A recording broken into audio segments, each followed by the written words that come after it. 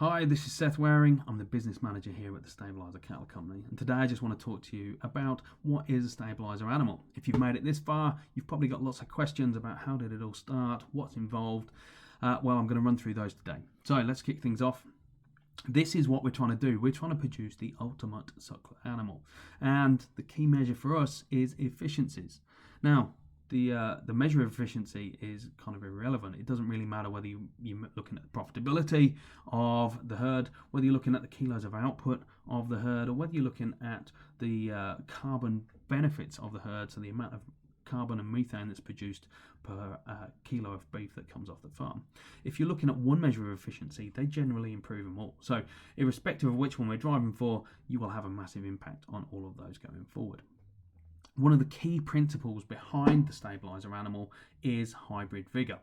Now, what is hybrid vigour? It is simply the output of two pure animals. What this means is that it will deliver more than the sum of its parts. So it's a case of 1 + 1 = 3, or that the offspring is better than both of its parents. Now, when we look at this on a beef breeding point of view, what that generally means is that on the first cross of two pure animals, you will end up with an 8% improvement in weaning weight over either one of those breeds.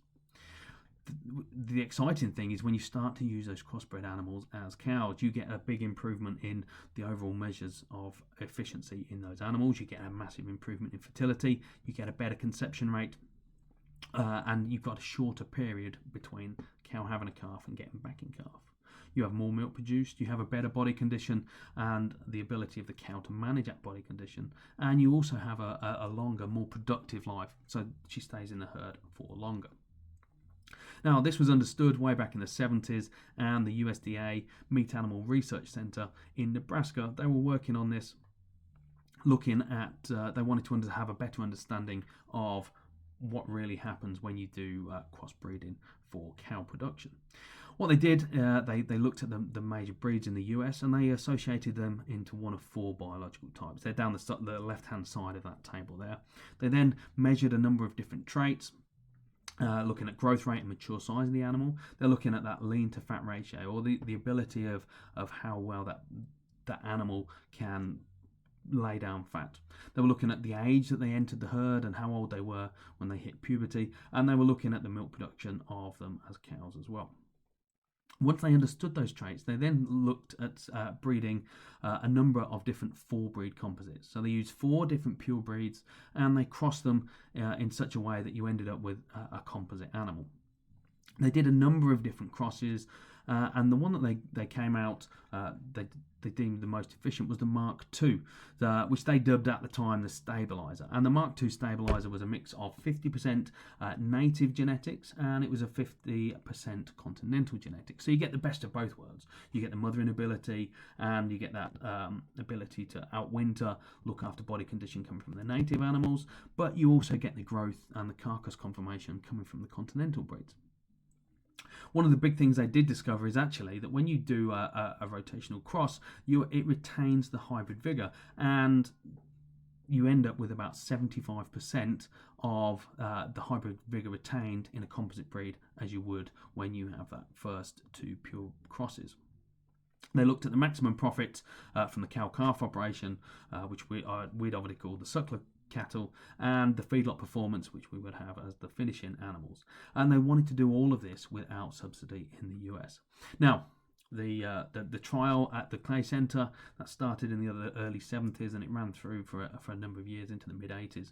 At the end of the trial, once they determined that the stabiliser was the most efficient animal, the Leachman cattle of Colorado, they bought the herd out of the Clay Center, and they continued to develop what the Clay Center had started, but they continued to develop it for the commercial market.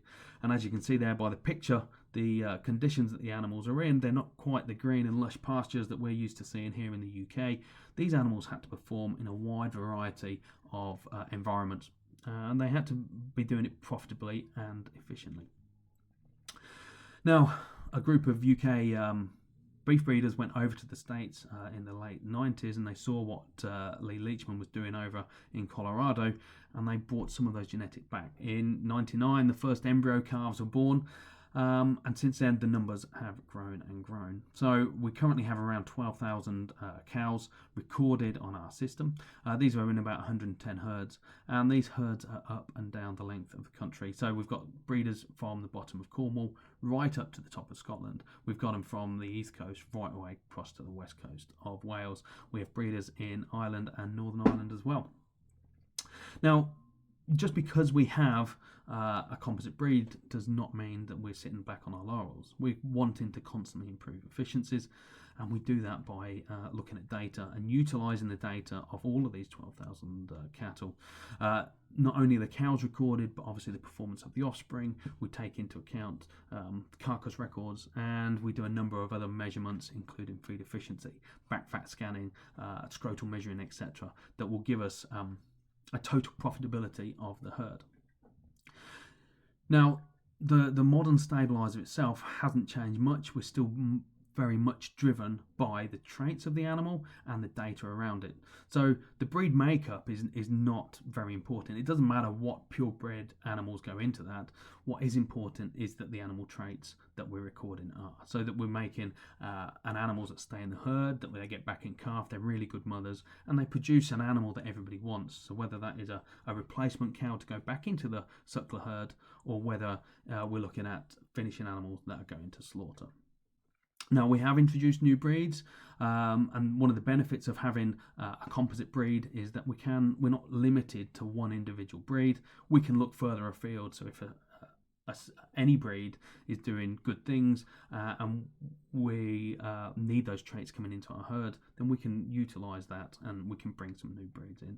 And the most important thing is that performance has increased. So in the last 20 years since we've had cattle within the UK, we've seen massive improvements within that breed. Now, that was a very quick overview of what is Stabiliser Animal. There's obviously a lot more information. You can head to our website or Leachman's website. You can drop us an email, pick the phone up, or we've got our social contacts on there as well. Also, look on the site for more videos to go into more information. But if anybody needs anything, please get in touch with us, and we look forward to hearing from you soon.